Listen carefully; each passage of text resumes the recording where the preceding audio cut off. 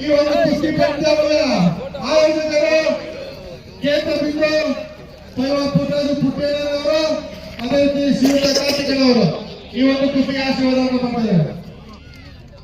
ಮೈಸೂರು ಕೇಸರಿ ಪ್ರಶಸ್ತಿ ವಿಜೇತ 2 ಬಾರಿ ಸುಫಿಯಾನ್ ಗೊತ್ತಾಗಬೇಕು. ಕಾರ್ತಿಕ್ ಆಳ್ವಾಸ್. ಈ ಕುಸ್ತಿ ನೋಡಿ ಪ್ರೇಕ್ಷಕರೇ, ತಾವು ಏನು ನಿರ್ಧಾರ ಮಾಡ್ತೀರೋ ಮಾಡಿ.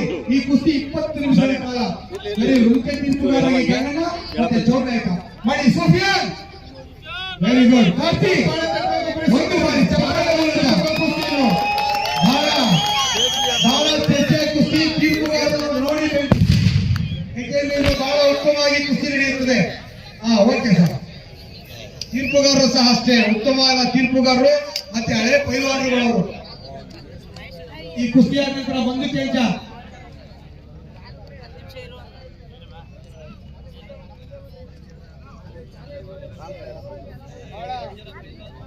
ಪ್ರೇಕ್ಷಕರು ಬಹಳ ನಿರೀಕ್ಷೆಯಲ್ಲಿ ನಿಮ್ಮನ್ನು ನೋಡ್ತಾ ಇದ್ದಾರೆ.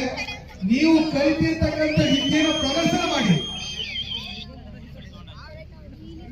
ಸೂಫಿಯಾ ಮತ್ತೆ ಕಾರ್ತಿಕ್ ಇವರಿಬ್ರು ಸಹ ರಾಜ್ಯ ರಾಷ್ಟ್ರ ಮಟ್ಟದಲ್ಲಿ ಕುಸ್ತಿ ಮಾಡಿದ್ದಾರೆ.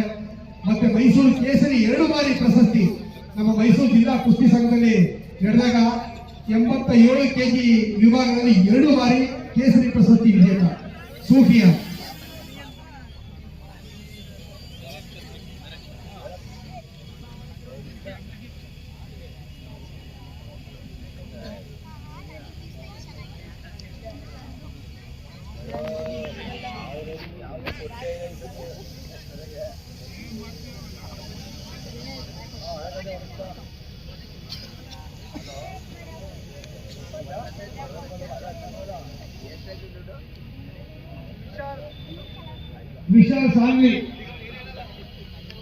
ವಿಶಾಲ್ ಸಾಂಗ್ಲಿ ಮಹಾರಾಷ್ಟ್ರ.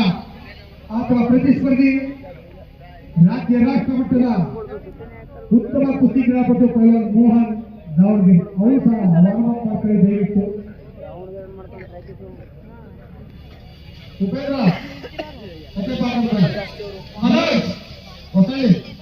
ಹೊಸಳಿಯ ಮತ್ತೆ ಪ್ರತಿಸ್ಪರ್ಧಿ ನಮ್ಮಳ್ಳಿಯ ಪೈಲ್ವಾನ್ ಉಪೇಂದ್ರ. ಇವರಿಬ್ಬರು ಸಹ ಉತ್ತಮವಾದ ಒಂದು ಕುಸ್ತಿ ಕ್ರೀಡಾಪಟುಗಳು.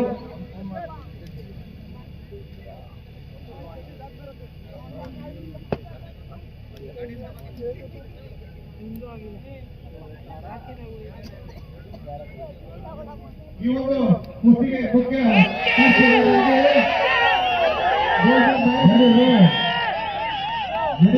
ಕುಸ್ತಿ ಬಹಳ